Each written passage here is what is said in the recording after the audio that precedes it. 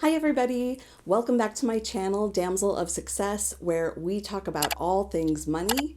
My name is Melissa Ford, and today we're going to be talking about 6 steps that you can take to budget when you have an inconsistent or variable income. So who this applies to specifically is someone like a real estate agent or a hairstylist or a waiter or waitress, someone who has income coming in, but it's not a regular salary, and so maybe you don't know quite what to expect every time.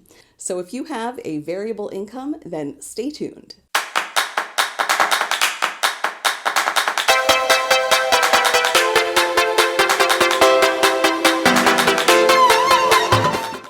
So I'm actually a freelancer of sorts as well. I'm a consultant, and while I have long-term contracts that provide a regular salary, my contracts are in 6-month intervals. So I never know for sure from one 6-month contract to the next what it is that I'm going to be looking for salary-wise for the entire year. And that can be a little bit difficult to budget for. So let's dive right in and take a look at step number 1, which is to do a 6 to 12 month look back. Now, during this look back, what you're going to be doing is identifying your numbers. And the first thing that you're going to identify is your lowest monthly income. So what's the lowest amount that you've made in a month over the past 6 months to 1 year? Next, you want to jot down your highest monthly income. So what's the highest money that you've made over a full month in the last 6 months to 1 year? And then finally, we're going to be taking a look at your average income. What's the average amount that you make if you take all of the months? For an example, if you were, if your 12-month total income were $54,000 and you divided that by 12, your average income would be $4,500 a month. So just jot those numbers down and keep them at hand as we work through these steps. On to step number 2. Step number 2 is to understand your income style. So I've kind of boiled this down into a 4-quadrant system, and what we're kind of looking at is what degree of income fluctuation you have and what degree of job security you have. So the 2 factors we're really looking at is whether you have cyclical or seasonal work, meaning that does your income come in pretty regularly every month. Like the months don't fluctuate so much next to each other. Your income might fluctuate based on the economy or the amount of business that you're bringing in, but there's not really a season associated with your work. Or are you more of a seasonal employee where you have a high season where you're doing a lot of business all in a short period of time, and the other months of the year are very low to no income coming in. And the other factor that we're looking at is whether you're an employee of a company or if you're a freelancer bringing in your own business. So some examples of these 4 quadrants: if you're a seasonal freelancer, for instance, a good example of that would be a real estate agent who does most of their work during the summertime months, spring and summer months, but has quite a bit less work usually during the fall and winter months, and also is completely responsible for bringing in all of their own business.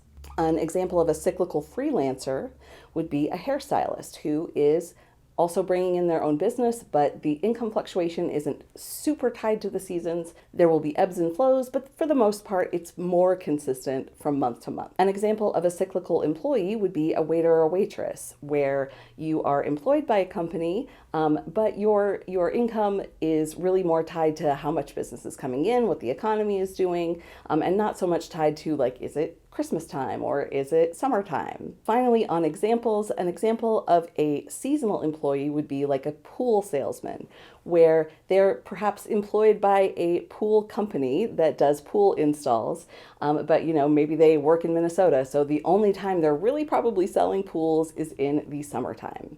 But they're not usually generating all of their own business. Usually the company is responsible for sending them leads. So what does that mean? Well, what it means is that for each quadrant, you have kind of a different level of buffer savings that you need and a different amount of emergency savings that you need. And what's the difference between those two?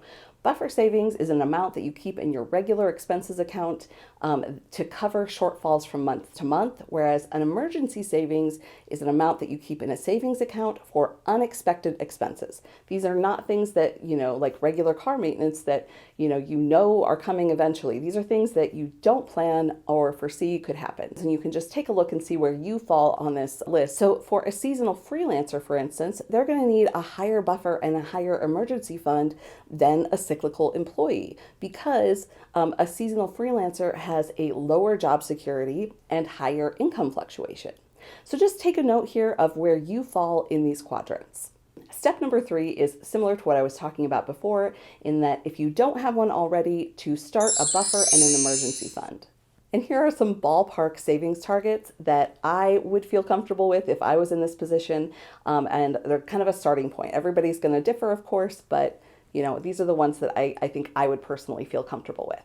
So take a look at this quadrant and see where you fall. I'm just going to go through these really quickly. So a seasonal freelancer, I would like to see an emergency fund equal or greater to 9 to 12 months of expenses, and a buffer of this one gets a little bit more complicated, but the number of months that you have left until your highest earning month times the average minus your lowest amount. So what is that going to do? Basically, it's saying if you have some very lean months coming forward, then you're going to have enough to cover those lean months. A cyclical freelancer, I want to see an emergency fund of 6 to 12 months of expenses and a buffer that is greater than or equal to 3 times your average salary minus your lowest salary. So if you take your average salary of, let's say, $2,000 a month and your lowest salary is $1,000 a month, then what you would need is 3 times $1,000 for $3,000. And what that's going to give you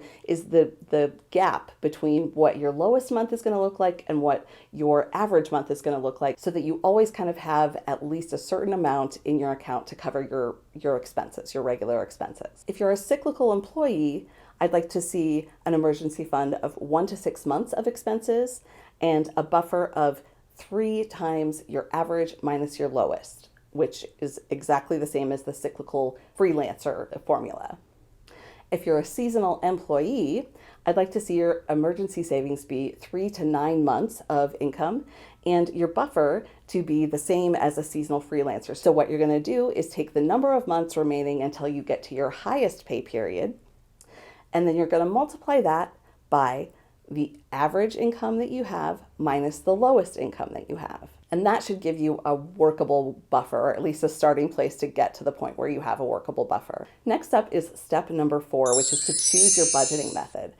Now, I've identified 4 different styles of budgeting for a freelancer or of anyone with variable income. The first is income-based, and that means that you're budgeting all of your expenses against the lowest monthly income that you earn, and then committing 100% of any extra to longer-term financial goals, such as debt payoff or retirement savings. Method number 2 is expense-based. So instead, the expense-based method asks you to calculate your bare minimum expenses, what you need to survive, essentially. And then from there, allocate 75% of all of your discretionary income, which is income above and beyond your essential expenses. Allocate that toward savings, debt payoff, all those long-term financial goals. And then you can prioritize any extras that you might want with the remaining 25%. Method number 3 is really simple. It's just to budget against your average monthly income. And budget number 4 is called a zero-sum budget, in which you spend what you made last month. So you're always kind of bringing it down to 0. Now note on these last 2 methods that they do require you to already have a buffer saved and an emergency fund saved. So which method is right for you? I put this into a little bit of a flowchart so you can kind of ask yourself some questions to make sure that the style of budget you choose is aligned with, number 1, who you are, and number 2, what your income style is. So the first question I have to ask you is, do you have enough buffer and emergency savings for your income style? If it's yes, then I want to know what's more important to you, low maintenance and income consistency, or flexibility and incentivizing your performance. So if you prefer low maintenance and income consistency, the right budgeting method for you is probably the average income method.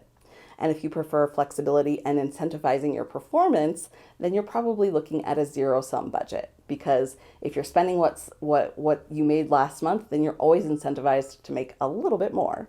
Now, if you don't have buffer and emergency savings enough to match your income style, then you go onto this other tree. And what the question I have for you is, when money is tight, are you more likely to cut expenses and spend less, or find a way to earn more. So are you more likely to be a saver, or are you kind of like that go-getter? You're going to generate more income. And in this instance, if you're the kind of person who wants to save more, I would, recommend more the income-based method. And if you're the kind of person that really likes to challenge yourself to earn more, then I would recommend the expense-based method. So I'm curious, what is the thing that you find most frustrating about budgeting when you have a variable income? Let me know, put it in the comments, and let's see if we can brainstorm as a community how to solve those things.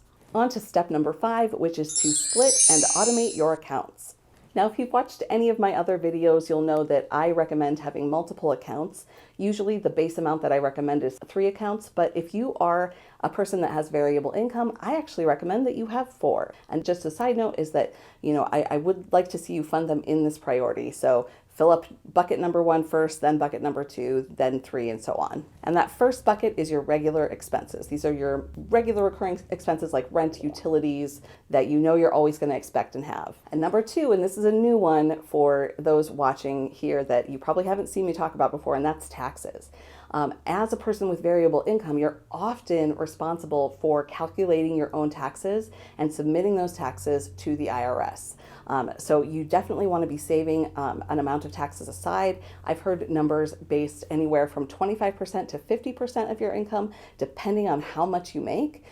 So definitely consult a tax accountant to find out what the right level is for you. But in general, I personally wouldn't save less than 30% on income that an employer isn't reporting on your behalf. The third category is savings. So obviously we always want to be saving towards our retirement. So that is category number 3. And category number 4, the last category, is discretionary. So anything that is not something that you need to survive, their likes, their want to haves, that's where your last account comes into play.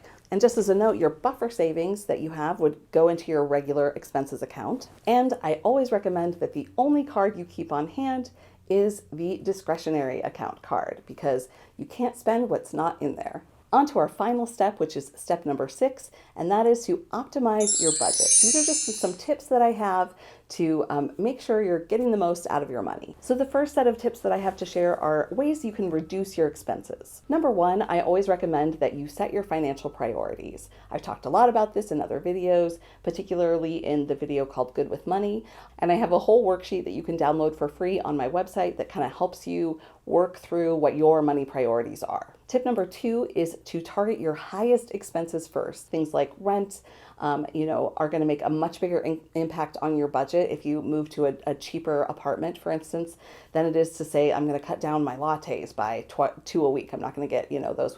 That's going to have a much lower impact on your overall budget. Tip number 3 is to reduce or eliminate any recurring costs. And the reason that I'd like you to pay special attention to these costs is that they're really easy to forget about and they pile up. It seems like $5 a month isn't much at the time, but if you do that 10 times through the month, then you're at $50 a month, $600 a year, and it just goes on and on from there. And the last tip that I have in terms of reducing your expenses is to make sure that you're setting aside time to review your budget and make improvements or changes as you need. Budgets aren't meant to be set in stone. They're living documents. They need to be flexible to how your life changes and how your priorities change over time.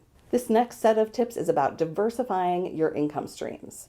Tip number 1 is that if your work is more seasonal in nature, you might try and see if there's an alternate job that you can get during your low season. Tip number 2 is to get a second job. Now, this isn't fun. Nobody wants to do this, of course, but particularly if you're just starting out in your field, certainly in the case of a real estate agent, that just takes some time to build up. And if your income is so inconsistent that it's really, really, really hard to budget on those things, then I would highly suggest working, even if it's just part-time, at a job that's going to give you a little bit more, consistent income for a while until that business builds for you. And lastly is to look into side hustles and creating passive income streams. Now, side hustle and passive income is a little bit different than getting a second job, although the amount of work that you put in is probably a little bit more.